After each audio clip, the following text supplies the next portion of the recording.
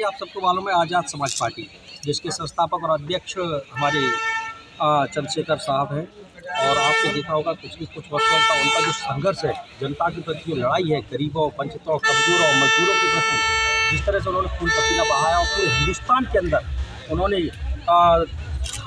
दलित समाज में, पिछड़ों में और अन्य जो मजलूम परेशान लोग हैं उनमें जो क्रांति और चेतना विश्वास पैदा किया है, ऐसी पार्टी से मेरा टिकट हुआ है। ये मेरे लिए बहुत गर्व और स्वाभिमान की बात है, जिससे कहीं ना कहीं ये सीख और प्रेरणा मिलती है कि मैं भी उनके सिद्धांतों पर, विचारों पर चलकर अपने नेता चंद्रशेखर साहब के विचारों पर चलकर गरीबों की लड़ाई लड़ूँ, जो बच्चों की लड़ाई लड़ूँ, कहीं ना कहीं लोगों के साथ जो पीड़ा है, जो शोषण हो रहा है, जो परेशानी हो रही है, जो उनके हक है, अधिकार है, जो उनकी मांगे हैं, उनके लिए मैं अपनी मांग कर सकूँ। इसके लिए आज़ाद समाज पार्टी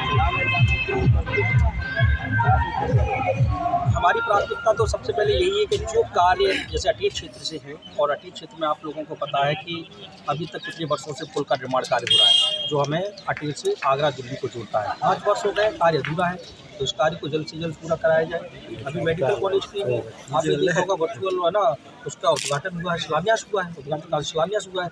तो मुझे लगता है कि हिंदुस्तान के इतिहास में पहला ऐसा ऑनलाइन शिलान्यास है ये, और वो भी आचार संहिता लगने की एक दिन पहले। हम जिस वक्त खड़े हैं वो हमारा ये ग्राम रजपुरा जो कि पिंपरी सर्कल में आता है, बस पिंपरी है इसका, लेकिन आपको पता होगा कि इसकी तहसील भिंड जिले में है। और हमारे जो ग्रामीण हैं जो जानते भी नहीं हैं, जो इतने पढ़े लिखे भी नहीं हैं, ढूंढते ढूंढते कैसे कैसे तहसील तक जाते हैं, और यहाँ होने के बाद जबकि नाम यहाँ का और काम कहीं और। तो ये सारे मुद्दे हैं। बाकी और सबसे बड़ा मुद्दा है जो मैं कुछ दिनों से, जबकि मैं एक आपको पता है कि ग्रामीण व शासकीय कर्मचारी होने के नाते मुझे ये स्वीकारना होगा, उसके बाद भी मैं राजनीति और अपने समाज, उसका कारण है क्योंकि जितने भी हमारे साथी खड़े हैं, जितने भी हमारे जिन लोगों से मैं जुड़ा हूँ, कहीं ना कहीं उनके अंदर इस बात की बड़ी पीड़ा है कि कोई हमारा नेतृत्व करे, कोई हमारा समाज की आवाज़ को उठाए, कोई हमारे क्षेत्र की आवाज़ बने। तो बिना उसके नेतृत्व के, बिना नेता के कोई समाज, कोई क्षेत्र नहीं चलता। तो इसके लिए मुझे सब लोगों ने विश्वास जताया और मेरे साथ खड़े हो गए। तो मुझे लगता है कि मुझे भी अपनी पत्नी, इनके नाम से चुनाव लड़ रही, चूँकि मैं नहीं लड़ सकता था, लेकिन मैं काम पूरा कर सकता हूँ, उनको लड़ाया और अपने पति के फर्ज को पूरा करते हुए उनके साथ खड़ा हूँ। आप बहुत सारी पार्टियां मैदान में हैं जी, आपकी पार्टी अलग है। आपकी पार्टी में ऐसा क्या अलग है जिसको आपको वोट दिया जाए, जनता आपको वोट देने पर मजबूर हो जाए? देखिए बाकी जो पार्टियां हैं वो सब आपको पता है कहीं ना कहीं बाहुबल, सामंतवादी और कहीं ना कहीं उस विचारधारा से जुड़ी हुई है। जो हमारी पार्टी है, आप देखेंगे बिल्कुल जो मैंने शब्द इस्तेमाल किया, शोषित लोग, जिनके शोषण हुए, जो वंचित लोग, जिनको कुछ मिला नहीं अभी तक, आज भी बेरोजगार लोग, जिनको आज तक रोजगार नहीं मिला, किसान, गरीब। आप जो देखेंगे कि गांव ग्रामीणों में आप जाएंगे, वहाँ का अगर जायजा लेंगे, मुआयना करेंगे, तो आज भी गाँव में ऐसे ऐसे घर, ऐसे ऐसे लोग मिलेंगे जिनको 2 वक्त की रोटी नसीब नहीं है, जो बीमार हो जाते हैं तो अपने घर में ही, जिनको इलाज मुहैया नहीं हो पाता, और न जाने जब उन्होंने कभी कोई सुख, कोई खुशी तो देखी ही नहीं है। ऐसे ऐसे घर आज भी है।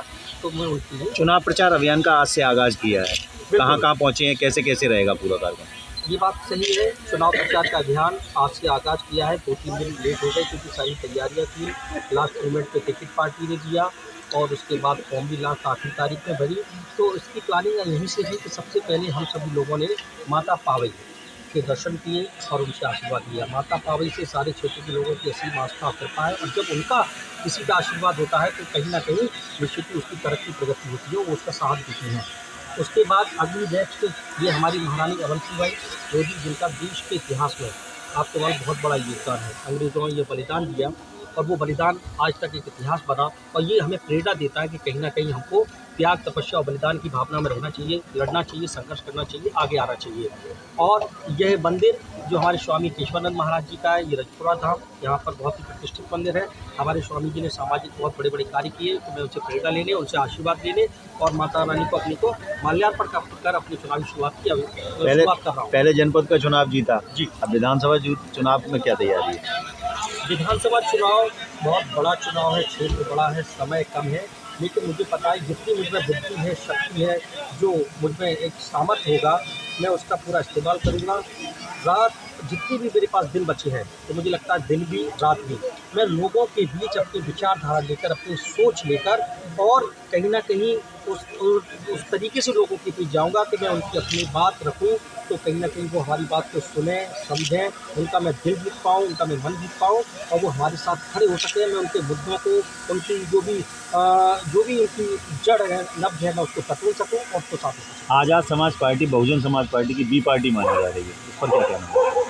बहुजन समाज पार्टी की आज़ाद समाज पार्टी नहीं हो सकती, क्योंकि आपने देखा होगा आज़ाद समाज पार्टी यानी भीम आर्मी, जिसके बहुत अनुचर जो हैं उनके संघर्षों को आप देख सकते हैं। जब भी किसी, मैं नाम नहीं लेना चाहिए जातिवाद में, लेकिन जब भी किसी पर कोई संकट आया, किसी जाति, किसी व्यवस्था, किसी गांव के समाज पर, तो कहीं ना कहीं आज़ाद समाज पार्टी के एक कार्यकर्ता, जो उसका संगठन है भीम आर्मी, एक कार्यकर्ता ने वाकई चाहे शासन हो चाहे प्रशासन हो, उनसे लड़ाई लड़ी, अपनी जान जोखिम में डाली और अपने हक अधिकारों, उनके ताकत के लिए हमेशा खड़े रहे। और इसके उदाहरण आए दिन आपको कहीं ना कहीं देखने को, सुनने को, अखबार मीडिया आप लोगों को मिलते रहते होंगे। और बहुजन समाज पार्टी, जिसकी आप बी पार्टी बता रहे हैं, बहुजन समाज पार्टी के बारे में आपको पता है उसकी टिकट की कीमत कितनी होती है, उसके प्रत्याशी जीतने के बाद कितने में बिकते हैं, और उसके बाद कहीं ना कहीं बहुजन समाज पार्टी अब संघर्षों की पार्टी नहीं रही, सिद्धांतों की पार्टी नहीं रही।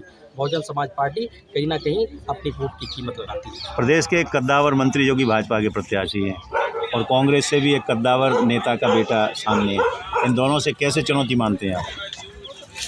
अगर अकेला मैं होता तो चुनौती होती, मेरे साथ मेरा गांव, मेरा समाज, मेरे जानने वाले, मानने वाले, मेरे शुभचिंतक सब लोग हैं। और फिर सबसे बड़ी बात कि जो भी मैं जिस दम से, यानी जिस विचार से चुनाव लड़ना चाहता हूँ, कहीं ना कहीं मैं लोगों के बीच अपनी आवाज़ को उनके दिलो दिमाग में उतारना चाहता हूँ, ऐसी आवाज़ बुलंद करना चाहता हूँ, उस आवाज़ के साथ, उन मुद्दों के साथ लोग खड़े होते जाए, लोग चलते जाए, कारवां बनता जाए। और इस बड़े पराक्रम का ये कार्य करके मुझे 15 दिन में देना है। तो बाकी के लोगों की कार्यशैली और उनका कार्यकाल लोग अभी पिछले 5 वर्ष में देख चुके हैं, तो इसलिए उनके बारे में तो कहना नहीं है। जो वर्तमान सत्ताधारी है उनके बारे में क्षेत्र क्या, पूरे जिले में आप किसी के भी मुंह सुन सकते हैं कि उनका कार्यकाल और कार्यकलाप, व्यवहार, आचार कैसा रहा। लोगों के बीच एक डर, एक खौफ पैदा किया, लोगों को कहीं ना कहीं कमज़ोर, गुलाम बनाने की कोशिश की गई।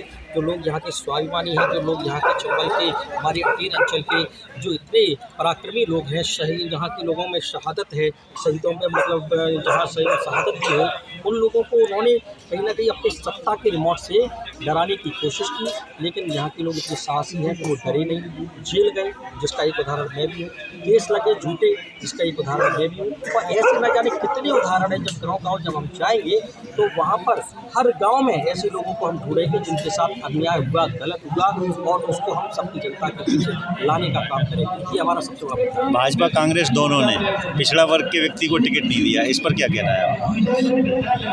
देखिए, दोनों ही पार्टी पिछड़ों की बात जरूर करती है, दलितों की बात जरूर करती है, लेकिन उनके लिए उनका कोई योगदान नहीं, कोई कार्य नहीं। लेकिन मुझे ये भरोसा है कि आज़ाद समाज पार्टी, भीम आर्मी जिस तरह से, जिस रफ्तार से लोगों के बीच अपनी दिल और जगह बना रही है, आने वाले समय में आज़ाद समाज पार्टी यहाँ पर बहुत बड़े प्रचंड कई प्रदेशों में बहुमत से आने वाली है। और दिखा होगा चंद्रशेखर रावत, जिनके नाम पे वैसे हज़ारों लाखों लोग एक जगह इकट्ठे हो जाते हैं, वो सबके मसीहा गरीबों के बन चुके हैं। तो मुझे लगता है कि एक ऐसा लीडर हमको मिला है, उस लीडर के दम पर जितनी भी जो विचारधारा उसको लोगों तक पहुँचाया जा सकता है। एक अंतिम सवाल, टक्कर में किसे मानते हैं, किससे अपना मुकाबला मानते हैं? अभी टक्कर में तो कोई है ही नहीं, टक्कर तो भी आने वाले दिनों में दिखेंगे, है ना। अभी तो ऐसी टक्कर देंगे कि उनको चिंता हो जाएगी, उनके पैरों की जमीन खिसक जाएगी, तो परेशानी में पड़ जाएंगे, सोचने की मजबूर हो जाएंगे। तो उनको लगेगा कि मेरी सबसे ज़्यादा चर्चा अगर किसी की होगी इस चुनाव में, तो मुझे लगता है और वो सबसे ज़्यादा अगर कोई चर्चा विचार करेगा तो मेरे वाले तो उन्हें लगेगा कि टक्कर इसी से होगी। जिसकी चर्चा होती है उसकी टक्कर मानी जाती है। अभी सबसे ज़्यादा चर्चित चेहरा आज का